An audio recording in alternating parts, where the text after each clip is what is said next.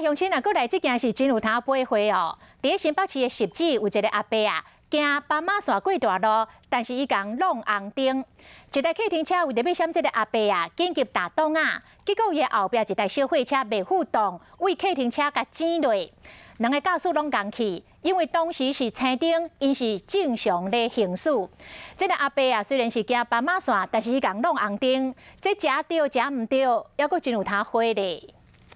阿伯弄红灯行斑马线过车路，完全无咧看车。客停车为着甲闪，赶紧打档啊！后一秒，后壁小货车弄起哩，弄红灯的阿伯看一个，刷落来就离开现场。有行人这样乱走啊，所以我大概就知道有人闯红灯。路人要小心啊！路人就是闯红灯啊。 透过行车记录器，会使看到客停车的灯号是青灯，阿伯弄红灯是事实。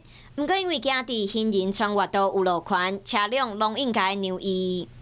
行人行走在行人穿越道上是有一个路权存在不过他违反号志的部分还是会有一个裁罚，然后以及是否会有肇责的部分应该会有一个相对的肇责。客停车和小货车拢真无辜，两台车拢有毁损。警方表示会通知阿伯到案，会调查清楚责任的归属。